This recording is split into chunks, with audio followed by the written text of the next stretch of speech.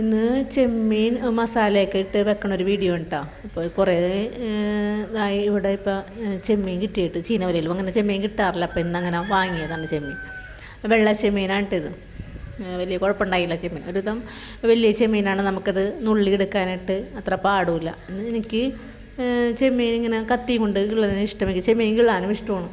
എന്ന് വെച്ചാൽ നമ്മുടെ എൻ്റെ വീട്ടിലെപ്പോഴും മിക്കപ്പോഴും ചെമ്മീനൊക്കെ വാങ്ങിക്കുമായിരുന്നു. ചീനവലയൊക്കെയുള്ള നാടാണ് അവിടെ. അപ്പോൾ ചെമ്മീൻ വാങ്ങിക്കുമ്പോൾ എൻ്റെ ജോലിയായിരുന്നു ചെമ്മീൻ നന്നാക്കലൊക്കെ. അങ്ങനെ ചെമ്മീൻ നന്നാക്കാനായിട്ട് എനിക്കിഷ്ടമാണ്. അപ്പോൾ ചെമ്മീൻ ഇങ്ങനെ ക്ലീൻ ചെയ്തെടുത്തിട്ട് കഴുകി വൃത്തിയാക്കി എടുക്കുന്നുണ്ട്. അതിലോട്ട് വേപ്പിലയും ഇഞ്ചിയും പച്ചമുളകും ഉപ്പും മഞ്ഞൾപ്പൊടിയൊക്കെ ഇട്ട് വേവിക്കാം. എന്ന് വെച്ചാൽ ഇതിൽ അങ്ങനെ വെള്ളം ഒഴിച്ചു കൊടുക്കണ്ട. പിന്നെ വെള്ളം ഇപ്പോൾ വേവണമെങ്കിൽ ചിലവർക്ക് വെള്ളം ഒഴിക്കണമെന്ന് നിർബന്ധമുള്ളവർക്ക് ഒഴിക്കാം. ഞാൻ വെള്ളം ഒഴിക്കാറില്ല. വെള്ളം ഒഴിക്കാണ്ട് ഇത്രയും വെള്ളമായിട്ടുണ്ട് ചെമ്മീനിൽ.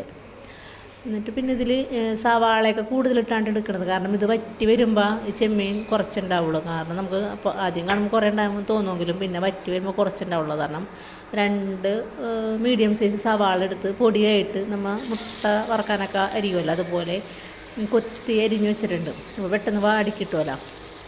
പിന്നെ ഇതിലോട്ട് ഇഞ്ചിയും പച്ചമുളകൊന്നും ഇറന്നില്ല കേട്ടോ. കാരണം ഞാൻ വറ്റിക്കാൻ വെച്ചപ്പോൾ ഇഞ്ചിയും പച്ചമുളകും വേപ്പിലേക്ക് ഇട്ടിട്ടുണ്ട്. പിന്നെ ഇതിലോട്ട് പ്രത്യേകിച്ച് ഇറന്നില്ല. പിന്നെ സവാളയിലോട്ട് കുറച്ച് ഉപ്പിട്ട് കൊടുക്കുന്നുണ്ട്. പിന്നെ ഇത് നല്ലപോലെ ഒന്ന് വാടി കഴിയുമ്പോഴാണ് ഇതിൽ മുളക് പൊടിയൊക്കെ ഇത്തിരി കൂടുതലിടും. എന്ന് വെച്ചാൽ നല്ല നമുക്ക് ചോറ് കഴിക്കുമ്പോഴേക്കും ഒരു ടേസ്റ്റായിട്ട് തോന്നും മുളക് പൊടി കൂടുതലിട്ട്. ഇങ്ങനെ പിന്നെ എരിവ് പ്രശ്നമുള്ളവർ അധികം ഇടണ്ട. ഞാൻ 1 സ്പൂൺ മുളക് പൊടി ഇടുന്നുണ്ട്. പിന്നെ ഒരു വലിയ സ്പൂൺ മസാലപ്പൊടിയാണ് ഇട്ട് കൊടുക്കുന്നത്. മസാലപ്പൊടി ഇട്ടെടുത്തിട്ട് നല്ലപോലെ ഒന്ന് രണ്ടും കൂടി ഒന്ന് മിക്സാക്കി കൊടുക്കാം. നല്ലപോലെ മിക്സാക്കി എടുത്തിട്ട് വേണം നമുക്ക് വറ്റിച്ച് വെച്ചേക്കണ ചെമ്മീനിട്ട് കൊടുക്കാനായിട്ട്. നല്ല ചുവന്ന കളറാണ് ഇതിന്. മസാലയുടെയും മുളക് പൊടിയുടെയൊക്കെ ഒരു ചുവപ്പ് കളറാണ് ഇതിന്. എന്നിട്ട് വറ്റിച്ച് വെച്ചേക്കണ ചെമ്മീൻ ഇട്ട് കൊടുത്തിട്ട് ഒന്ന് നല്ലപോലെ ചെമ്മീനും മസാലയൊക്കെ ഇട്ട് ഒന്ന് യോജിപ്പിച്ചെടുക്കാം.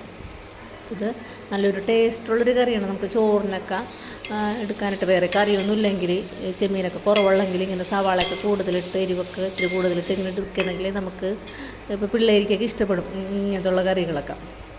നല്ല ടേസ്റ്റുള്ള ഒരു കറിയാണിത്.